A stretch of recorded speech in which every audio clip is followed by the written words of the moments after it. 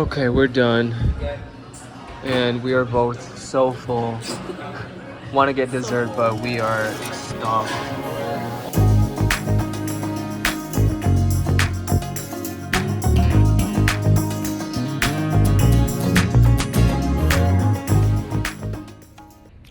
Oh.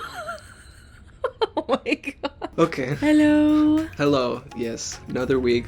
Another of week. Outings. I'm just eating really. Well, yeah. Yeah. What's funny is you and I had a lot of the days off, and still we didn't go out that much because we were just tired. Spent a lot of time rotting. With the outings, the previews are we went to Hot Pot, and then we had for dessert this cool taiyaki ice cream spot that you found. Really good. We went to Taste of New York Bagel. Had a lot of good bagels. Yeah. And then Strings ramen. yes, yeah. And then other than that, it was just We had a couples massage. Guys can have couple massages too. So we had like a 2-person massage. Very nice, very relaxing. And so you're wondering like why so many places to eat and like why the big celebratory things. So essentially 2 weeks ago it was alluded to like something going on in my life, some transition in my life. So essentially I have gotten a new job. Whee! But yeah, I mean, There we go. new job. Yeah, and that's mainly it. That's mainly it. I got a new job. No, but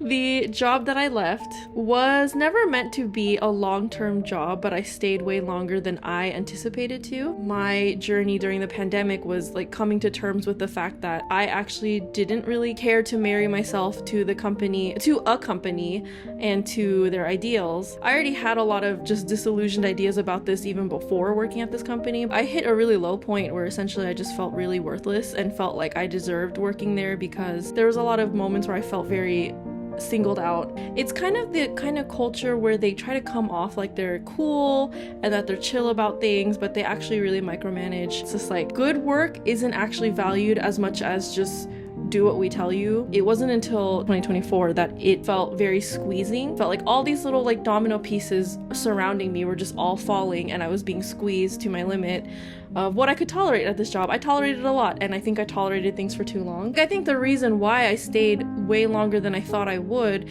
was because I felt so beaten down like emotionally. I literally had no problems with the work I was doing, but it wasn't about the work. It wasn't about the good work. It was about, oh, how much can you drink the Kool-Aid? And like that's literally something they value. The best part about leaving this previous job was that I got to leave effective immediately. So I didn't give notice because it is a company that doesn't respect their workers.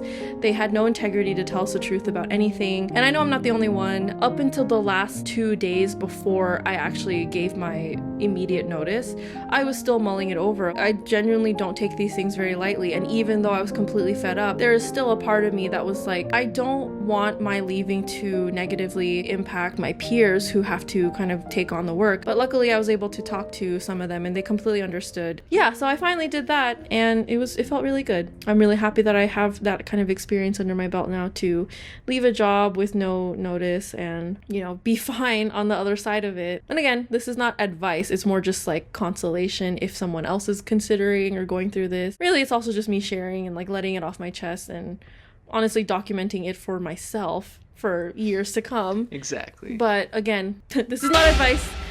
You do what's best for you and your legality things. Disclaimer. Disclaimer. Yeah, I don't regret anything that I did, and I don't regret the time that I spent at my previous company. Again, I came out of it with some friends and a lot of time to think about my life and process things. So yeah, it wasn't all bad. It was not all bad. Thank you for sharing. That was really thanks. That was really good. Thanks. That was really good.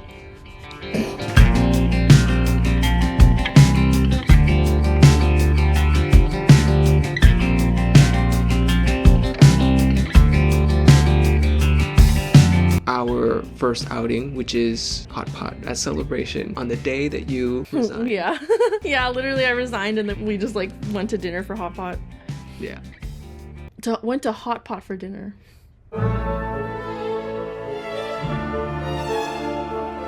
There it is. Coming up on Happy Land. Hot pot.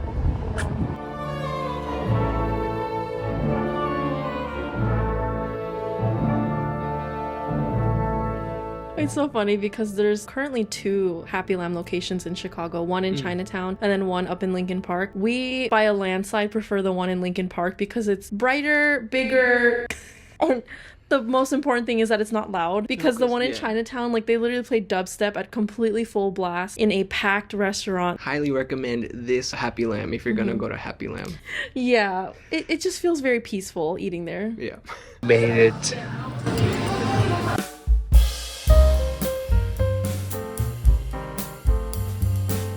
So they have like a serve yourself sauce and like kind of appetizer bar in the back of the restaurant. And I noticed that there's only like 2, at most 3 tables with chairs, but they're in the back. Every other table is like a booth table. So a very peaceful place to eat at. No one's like hitting each other or whatever. I think you'd only know what we're talking about if you've been to the other location, but it's just packed and condensed. Very dark. It's also very dark. Every time we've gone, they have like a lobby-ish area with like the front desk check-in, and or like, you know, like to get your table or whatever. Yeah. And every time we've gone, and we've gone at different like days of the week, we've gone at different times of the day, every single time except for one, it was always a line and it was packed. Also, it's hot pot, so it's like there's steam everywhere, so it's just like it feels very like and that the Chinatown location compared to this one is a lot darker, so it just feels very like what am I doing? It was very good. Obviously, we went to the Chinatown location a lot before the Lincoln Park one opened. Once the Lincoln Park one opened and then we went, I was like, that's it. This is the only one we're going to. Yeah.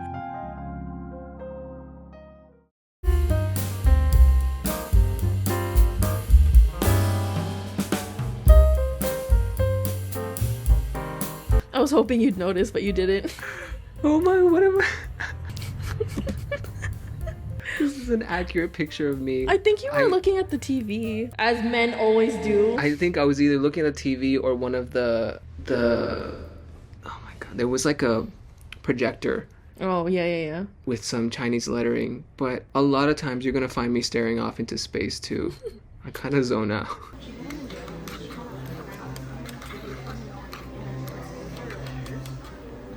Playing emotional oranges while we're eating oranges.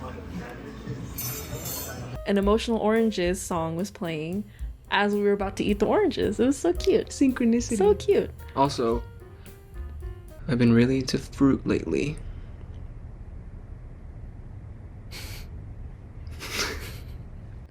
Fruity boy.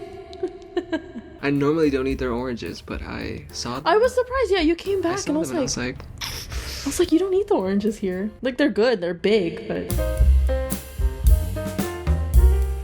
Yeah, we got the half tomato and then golden tomato and golden cabbage. Golden cabbage, bone marrow, something like that. Yeah, we generally always get tomato broth just because it's so good. It's so good. Like, as a hot pot broth with the meat. Oh, tomato broth is so good. If you're just beginning, that would be the beginner starter recommendation, because the other ones can seem intimidating. Don't think, oh, tomato, what? No, it's not ketchup or anything. It is delicious. Tomato itself kind of has like a tang, like a sweet and tangy taste with hot pot, so... I guess so, yeah. There's like a bit of tang, a bit of sweetness. Yeah. It's not super offensive when it comes to spice because it's just the tomato. My rule of thumb with hot pot is that I avoid the numbing or spicy broths because it's broth, so it's just so all over. I'll get spicy sauce so that I have spice, but it's like more controlled. Yeah, I think if you weren't raised on the numbing spice hot pot broth, I don't think you can handle it. I can't. I love spicy food and I can't handle it. I think for me, when it comes to like numbing spicy or even just like hot pot spicy broth, a lot of the time it overpowers the flavor of just hot pot, like the broth in the food. My tongue is just gone the whole time. And I'm like, you know what? No. Not for me. Yeah. Go with the tomato broth. If they had like the numbing or spicy broth as a little on tap, like little soup thingy, I could do that, little bits here and there, but not like as the entire cooking thing. And again, I'm not saying that it doesn't taste good. It's more the experience starts to overpower 1/3 of the way through. I'm like, oh, okay, this is just all spicy. We're not afraid to admit it. We're not ashamed. When our tongues get numb, it's hard to taste the food. Which for me, I'm like, I value taste over yum. But I know that that's the goal for a lot of people who go to hot pot places. So I'm like, again, that's great. For us, that's not the goal. So. we like our tomato broth. But no disrespect to the spicy hot pot lovers. Spicy hot pot is very good. Respect to you.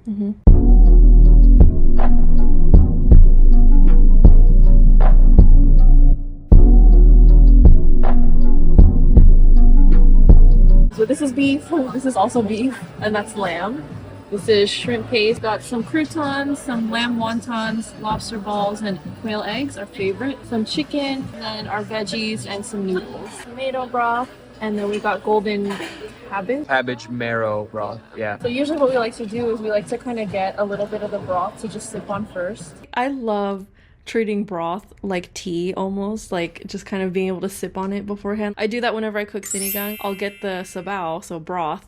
I'll get the broth, put it in like little cups to drink out of, and we do that before we actually eat. It's like that's the appetizer. This is sour, and then this has like a bit of sweetness to it, so it's like sweet and sour. Oh, it's so good. Okay, this isn't a drag to shabu shabu, but when you do hot pot Japanese style, it's very light broth because it's meant to be flavored with everything as you start putting it in. The thing with shabu shabu is it's the opposite. It's like the broth becomes flavorful by the end so that it's something you sip at the end. Which again, sometimes we want that experience, but more often we want the experience of sipping it beforehand to just like kind of warm and prep our bellies and honestly just have like an appetizing sip, I guess. Wet our tongues. Yummy. Let's go jalapenos because you know I love jalapenos. And then oil and salt.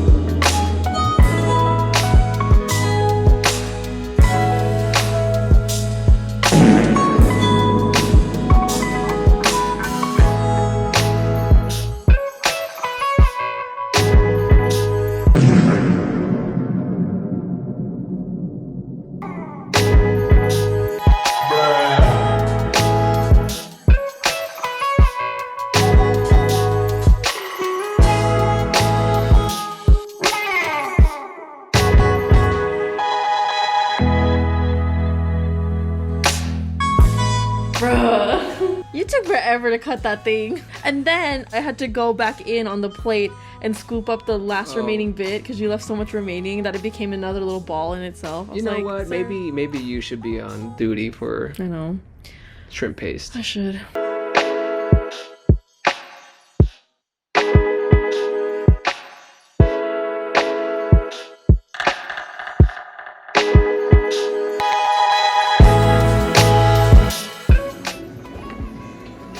Oh. Can we take our napkins? Yeah, thank you. I think we should grab our time. Oh, okay. It's hot. You're right. Oh my god. Can you help? Thank you. God, dropped that's right. You dropped the ladle. Yeah, you dropped it in the broth, and he literally walked by and he was like, "Oh," and we're just like, "Oh, this isn't anybody." Grab it. There we go. You got it. Thank you. It's embarrassing. Well, it's disinfected now. Do you see how small those tongs are? I'm like, what surface area am I supposed to grab? Like, it was so hard. Report, it's been delicious so far. Okay, we're done. And we are both so full. Want to get dessert, but we are stuffed. We're going to get taiyaki. Taiyaki ice cream. Further down that way. We also I don't know if I hit it. ending our time at Happy Lamb. We heard Majid Jordan. Yes. Oh, so good. Which, I mean, if anybody out there is listening to them, please let us know, because we have not run into people who listen to them or even know of them.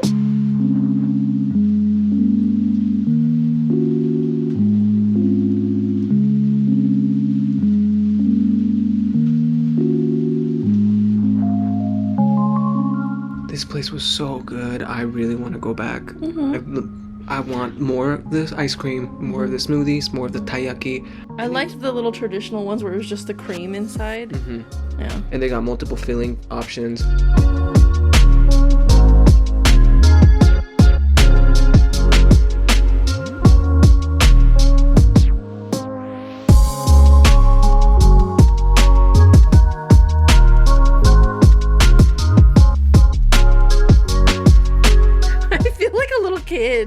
Look at this. This is so cute. And if your question is all these two do is eat? Yes. Yes. The answer is yes. Yes. I got a peach smoothie. And we got the little traditional taiyaki with Nutella filling. What? Nutella filling. And then I got apple filling. Like kind of like an apple pie. It smells good, yeah. So excited. We were waiting for an Uber home, but it's taken a while. So I'm gonna start now. You were like, I want to drink this. And I was like, do it. And you're like, okay. I might not be the most expressive in my face sometimes, but I am telling you, this was amazing. Is it good? It is. I got it because it says that they use 100% fruit, and you can taste it. Mmm. Right? This is good. Right? You're so much more expressive, and that's what I love. It smells like hot pot. Does yours? I smell like beef. Okay, so we were literally the only ones in here for like a solid 20 minutes. And then now that we've been waiting for our Uber, within these 15 minutes we've been waiting, 8 people came in what was otherwise an empty shop. Because we both noticed, it's rare. No one's filled in after we came. And then it's like they still come in because we're waiting, and we're just like, we still got it.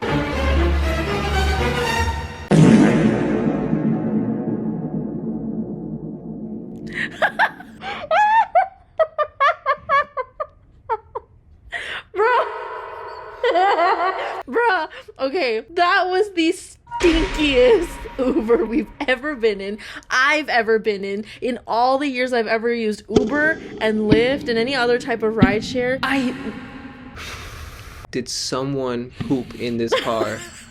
I looked on the ground and I was like, did a dog like leave poop in here? But it smelled like human poop. So I was like, we've used rideshare for years. I've been in some strange Ubers, kooky, or like smells not like poop, but like smells like some funky like air freshener thing. Like okay, Yeah. That though, it smelled. That was poop. It's like, imagine if you walk by a train station and someone smeared poop on the walls. It smells like that. Confirming, is this the ride? Yeah. I have a really sensitive nose, and I was like, yeah, but I immediately had to pull my thing up. You saw I was like tucking it in my jacket. I was going about this debate in my head. Do I do 1 star? What I ended up doing, which I think was good, was I did 3 stars. Okay, yeah. And then the Uber app was like, why?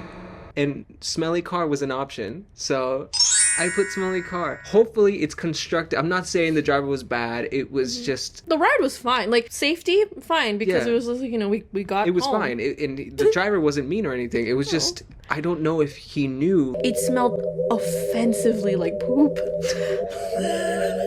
We were silent and breathing very shallow. You know that thing where something stinks, you don't even want to breathe, so you just very tiny little breaths in your nose, because I'm like, I'm not bringing this into my body. Again, nothing about him as an Uber driver. It's more just like, I think you need to like pause picking up riders and like spray something in here. Yeah. Because it smells... Just something. It smells so bad.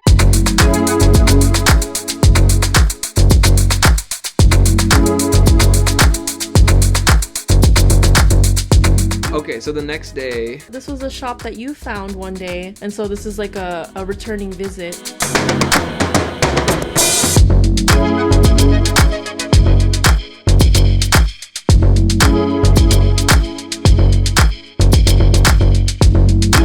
We're not eating here, but it's so cute. Taste of New York, bagels and deli. Yeah, it definitely feels like a New York bagel place. We absolutely love Tony. Taste of New York. I've actually been to New York and had bagels in New York, and this was really good. It felt very genuine, especially with the kinds of bagels they had. Most of their bagel specialties were named after certain cities in like the boroughs. The way that they composed these bagels felt very genuine.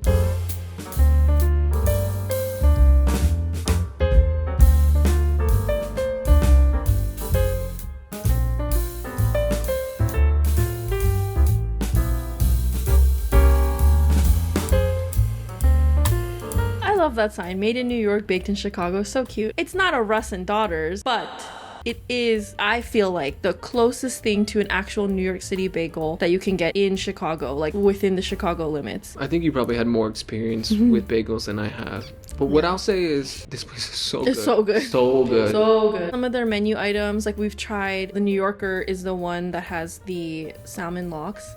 And then they had ones like the Williamsburg, Dumbo, Brooklyn Bridge, like, stuff like that. So like, the specialty menu items are named based off of things in New York City, and it's very good.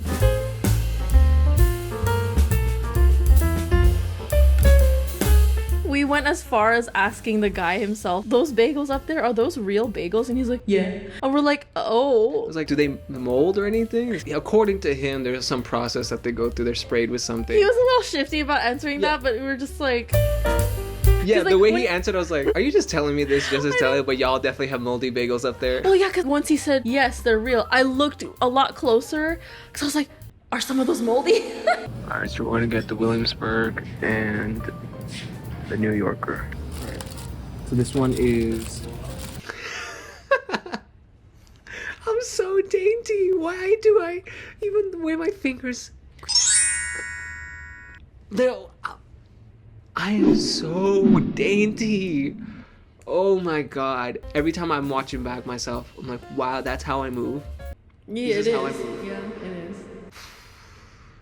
It's like you're dainty, but then you're not, because it's like you have like, dainty little hands, right? And then you're like, and you just like take a whole like giant bites, and you're like, I'm like, I'm so confused watching you sometimes. The New Yorker. It's got locks. And then this one is the Williamsburg. It's got turkey bacon Turkey bacon, yeah. And then and Swiss and egg. Whoa. Wow. Amazing. Okay, the plan is we're gonna take a bite of each of these and then go over to ramen so that we have enough space in our stomachs to eat everything. We're doing a double feature eating today. So we'll do the lox first.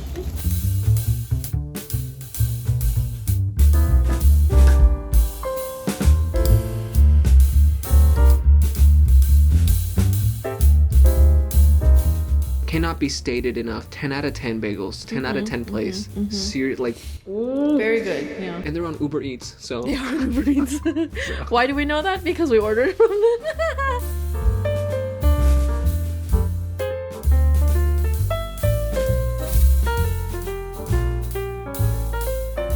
All right, Strings Ramen. Those look like pretzels. I guess so.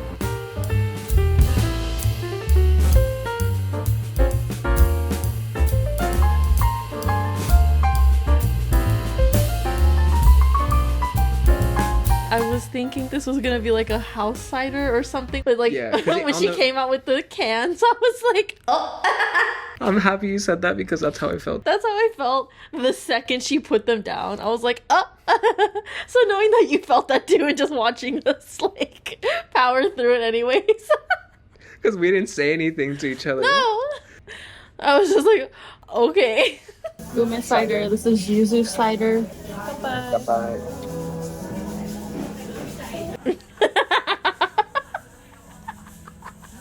Two disappointed people. Just drink. It was good. It's just not what I expected. Right. It was fine. My god. They came in. This is shoyu prime. So it's shoyu ramen with prime rib. Prime Prime rib steak. rib steak. With the poached egg. So good. It smells so good too. Okay, this is prime shoyu first bite. I'm gonna do broth, of course. Okay. You can see the bag that has our bagels left over. Yeah, literally.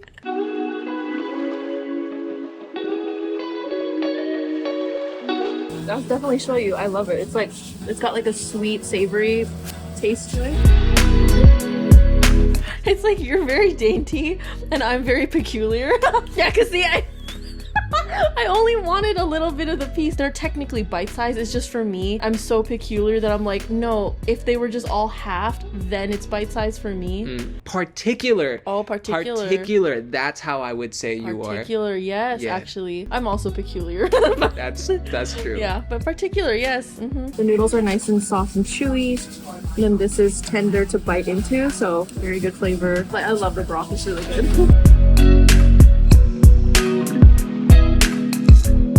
Not in a heavy way, but kind of on the oilier side, almost like smooth. It's very good. Thank you so much. We're gonna get a massage. Yeah, I mean, we don't really film this, but we No. did get a massage. It was your gift to me. It was my gift to you because you. yes, because you've been so kind and understanding and receptive to my job journey. So I was like, let's relax together. Yeah. So that was a good week Yeah, overall. it was. Yeah. Every day felt like Friday for me, so that was a nice feeling. I've kept forgetting what day it was, so I'm with you there. If you made it this far, thank you for watching again. Like and subscribe. Please comment if you have any comments. I don't think we got a single comment so far. You guys, we want to read stuff. But yeah, thank you for tuning in. There will still be more upcoming, so catch us in the next one. Thank you. Thank you. Bye-bye. Bye. See you next time.